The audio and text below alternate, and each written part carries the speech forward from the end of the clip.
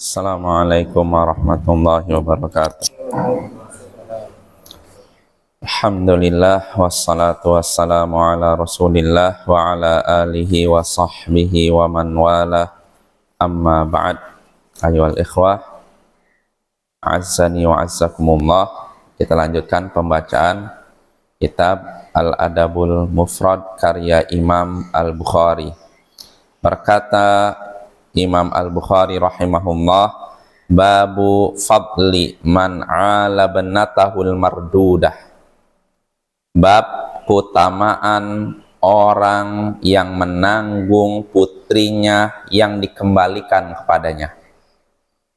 Bab keutamaan orang yang menanggung, mengasuh, menafkahi putrinya yang dikembalikan kepadanya. Putri yang dikembalikan kepada seseorang, maksudnya putrinya ini sudah nikah, lalu suaminya menceraikannya. Berarti si anak kembali ke siapa? Orang tuanya. Begitu juga kalau misalkan suaminya meninggal, berarti dia kembali kepada siapa?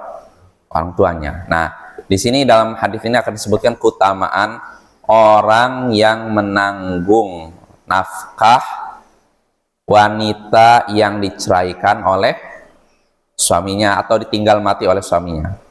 Keutamaan orang tua yang menanggung nafkah putrinya yang dikembalikan kepadanya, baik karena ditinggal mati oleh suaminya atau diceraikan oleh suaminya. Nah, berkata Imam Al-Bukhari rahimahullah, haddatsana Abdullah ibn Salih haddatsana Musa ibn Ulay an abihi anna nabiyya sallallahu alaihi wasallam qala li Suraqah ibni Ju'shum radhiyallahu anhu, ala adulluka ala a'zami sadaqah aw min a'zami sadaqah? Qala bala ya Rasulullah.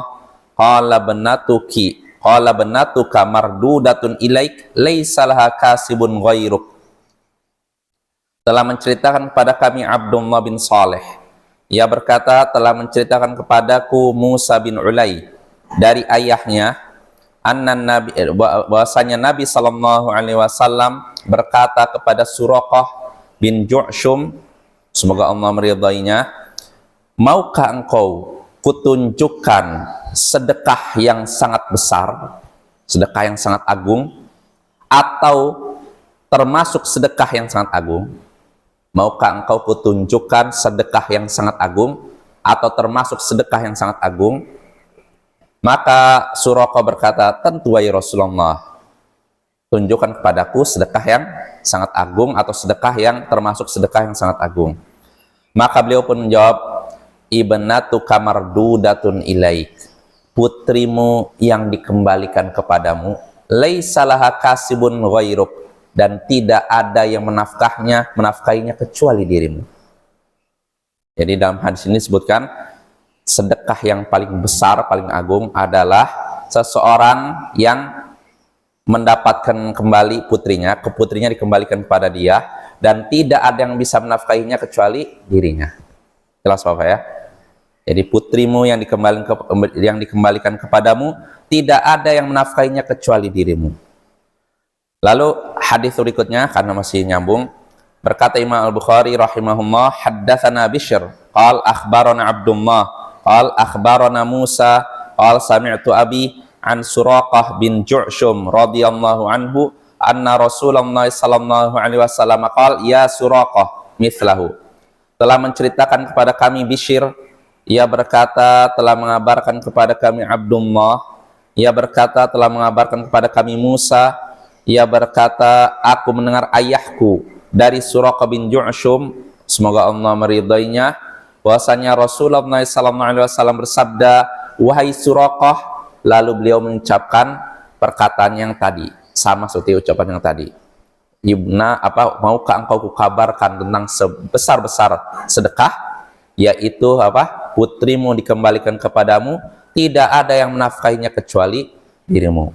Hadis ini Bapak menunjukkan keutamaan orang yang menafkahi putrinya yang dikembalikan kepadanya karena apa? Diceraikan oleh suaminya atau ditinggal mati oleh suaminya. Nah, namun perlu kita ketahui bahwa apa? Hadis ini lemah. Dua hadis tadi lemah, dhaif. Ya karena antara ini apa Ulay di sini bin Rabah dengan Suraqah bin Ju'shum, ini kan sahabat Nabi.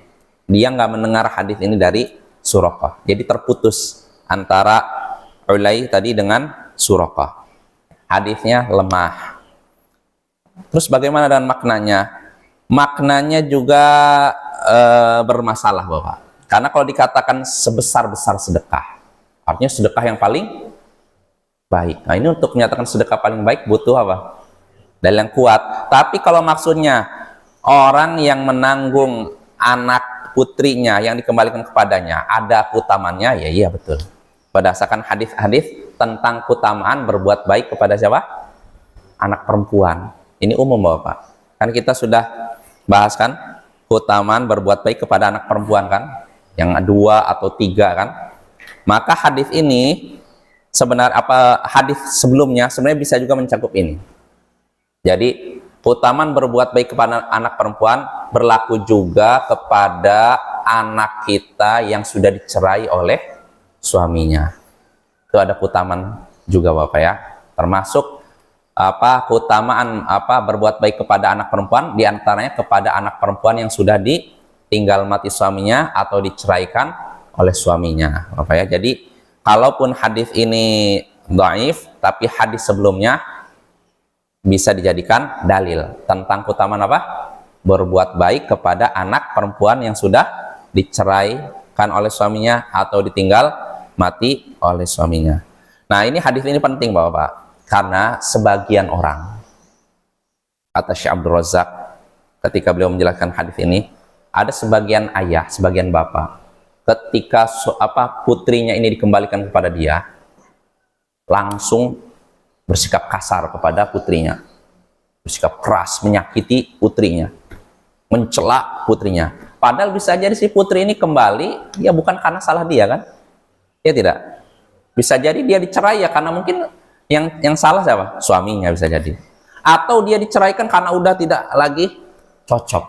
Kalau dipaksakan suami istri untuk terus bersama padahal udah nggak cocok, apa yang terjadi?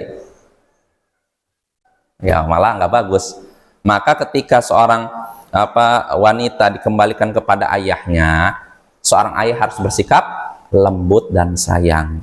Ya, bagaimanapun itu putrinya sendiri kan, darah dagingnya. Maka bagaimana bisa dia bersikap kasar kepadanya? Nah, maka hadis ini harus atau sudah semestinya mendorong seorang ayah untuk bersikap baik kepada putrinya yang sudah diceraikan oleh suaminya atau ditinggal mati oleh suaminya.